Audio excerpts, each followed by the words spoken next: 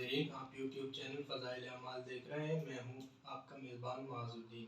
تو آج کے دن ہم آپ کو سنانے جا رہے ہیں حضرت اصحاب کرام اور نبی کریم صلی اللہ علیہ وسلم نے دین کی خاطر جو سختیاں برداشت کی ہے، تو ان میں سے ایک واقعہ ہے طائف کا، جو ہم آپ کو سنائیں گے آج، کہ نبی کریم صلی اللہ علیہ وسلم جب طائف گئے تو اس کے ساتھ کون کون سے واقعات پیش آئے۔ تو ناظرین، شروع کرتے ہیں حضور صلی اللہ علیہ وآلہ وسلم کے طائف کے سفر کا قصہ۔ نبوت مل جانے کے بعد 9 برس تک نبی اکرم صلی اللہ علیہ وسلم مکہ مکرمہ میں تبلیغ فرماتے رہے اور قوم کو ہدایت اور اصلاح کی کوشش فرماتے رہے، لیکن تھوڑی سی جماعت کے سوا جو مسلمان ہو گئی تھی، اور تھوڑے سے ایسے لوگوں کے علاوہ جو باوجود مسلمان ہونے کہ آپ کی مدد کرتے تھے، اکثر کفار مکہ آپ کو اور آپ صلی اللہ علیہ وسلم کے صحابہ رضی اللہ تعالیٰ عنہم اجمعین کو ہر طرح کی تکلیفیں پہنچاتے تھے، مذاق اڑاتے تھے، اور جو ہو سکتا تھا وہ کرتے تھے۔ حضور صلی اللہ علیہ وسلم کے چاچا ابو طالب بھی انہی نیک دل لوگوں میں تھے جو باوجود مسلمان نہ ہونے کے حضور صلی اللہ علیہ وسلم کی ہر قسم کی مدد فرماتے تھے۔ 10ویں سال میں جب ابو طالب کا بھی انتقال ہو گیا تو کافروں کو اور بھی ہر طرح کے کلے مہار سے اسلام روکنے، مسلمانوں کو تکلیف پہنچانے کا موقع ملا۔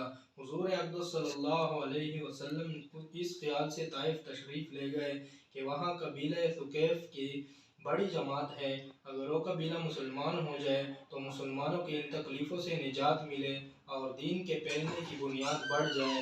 وہاں پہنچ کر قبیلہ کے 3 سرداروں سے جو بڑے درجے کے سمجھے جاتے تھے گفتگو فرمائی اور اللہ کے دین کی طرف بلایا اور اللہ کے رسول صلی اللہ علیہ وسلم کی یعنی اپنی مدد کی طرف متوجہ کیا، مگر ان لوگوں نے بجائے اس کے کہ دین کی بات کو قبول کرتے یا کم سے کم عرب کی مشہور مہمان نوازی کے لحاظ سے ایک نودار مہمان کی خاطر مدارت کرتے، صاف جواب دے دیا اور نہایت بے رخی اور بد اخلاقی سے پیش آئے۔ ان لوگوں نے یہ بھی گوارا نہ کیا کہ آپ صلی اللہ علیہ وسلم یہاں قیام فرما لیں۔ جن لوگوں کو سردار سمجھ کر بات کی تھی کہ وہ شریف ہوں گے اور مہذب گفتگو کریں گے، ان میں سے ایک شخص بولا، اوہو، آپ ہی کو اللہ نے نبی بنا کر بھیجا ہے۔ دوسرا بولا کہ اللہ کو تمہارے سوا کوئی اور ملتا ہی نہیں تھا جس کو رسول بنا کر بھیجتے۔ تیسرے نے کہا کہ میں تجھ سے بات کرنا نہیں چاہتا، اس لیے کہ اگر تو واقعی نبی ہے جیسا کہ تو دعویٰ کرتا ہے تو تیری بات سے انکار کر دینا مصیبت سے خالی نہیں ہے، اور اگر تو جھوٹ بولتا ہے تو میں ایسے شخص سے بات کرنا ہی نہیں چاہتا۔ اس کے بعد لوگوں سے نا امید ہو کر حضور صلی اللہ علیہ وسلم نے اور لوگوں سے بات کرنے کا ارادہ فرمایا۔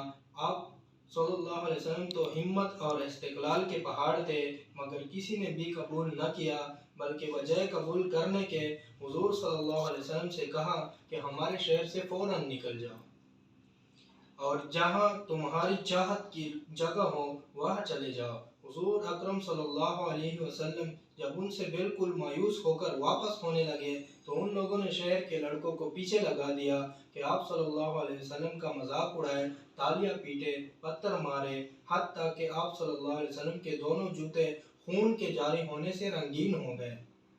حضور صلی اللہ علیہ وسلم اسی حالت میں واپس ہوئے۔ جب راستہ میں ایک جگہ ان شریروں سے اطمینان ہوا تو حضور صلی اللہ علیہ وسلم نے یہ دعا مانگی، اے اللہ، تجھی سے شکایت کرتا ہوں، میں اپنی کمزوری اور سستی کی اور لوگوں میں ذلت اور رسوائی کی۔ اے ارحم الراحمین، تو ہی ضعفاء کا رب ہے اور تو ہی میرا پروردگار ہے۔ تو مجھے کس کے حوالے کرتا ہے؟ کسی اجنبی بیگانہ کے جو مجھے دیکھ کر ترش روح ہوتا ہے اور منہ چلاتا ہے، یا کہ کسی دشمن کے جس کو تو نے مجھ پر قابو دے دیا؟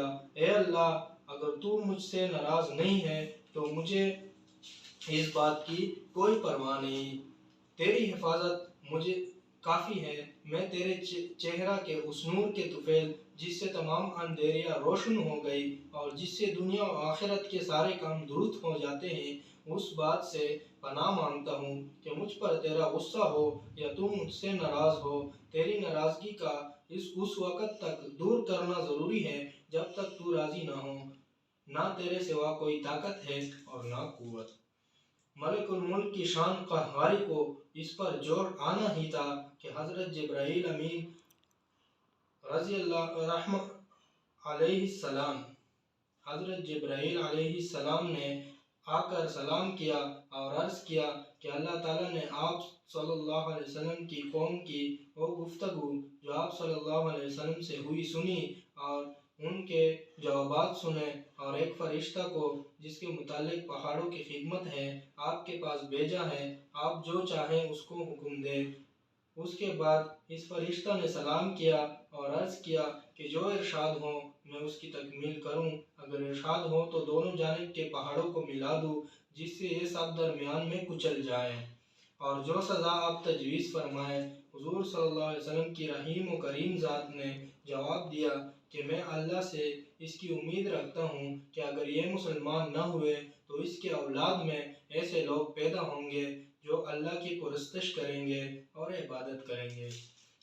नाज़रीन, ये है नबी करीम सल्लल्लाहु अलैहि वसल्लम के ताइफ का किस्सा कि उन बदबख्तों ने किस तरह की नबी करीम सल्लल्लाहु अलैहि वसल्लम को तकलीफ़ें दी, पत्थरों से मारा, गालियाँ दी और लड़कों को पीछे लगाकर उसको पत्थरों से मारा हत्ता के खून उसके टखनों तक पहुँच गई। फिर भी हमारे प्यारे नबी करीम सल्लल्लाहु अलैहि वसल्लम उनके लिए दुआ फरमाते हैं। तो इस वाक़े में हमें ये सबक मिलता है कि हम जो भी हमारे साथ ज़्यादती करे हम उसके साथ दरगुज़र करें, उसको माफ़ करें और अल्लाह ताला से उसकी हिदायत के लिए दुआ करें।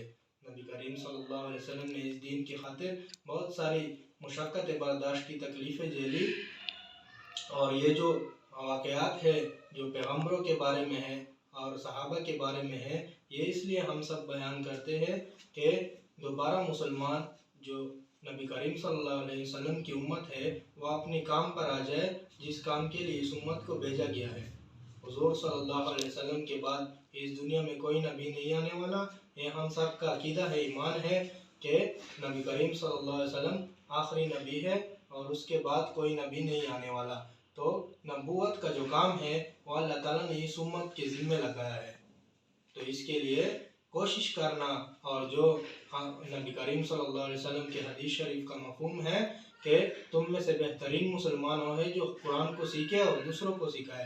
तो जो बात हम सुने, जो वाक़या हम सुने, जो हदीस हम सुने और दूसरे मुसलमान भाइयों तक पहुँचाए ये इस उम्मत की ज़िम्मेदारी है। तो इसके लिए सब नियत करें और आपको अगर ये वीडियो पसंद आई हो तो लाइक करें, कमेंट करें, कमेंट में अपनी राय ज़रूर दीजिएगा और इस वीडियो को सब्सक्राइब करें और बेल आइकन को दबाएं और शेयर करना ना भूलिए। वस्सलाम।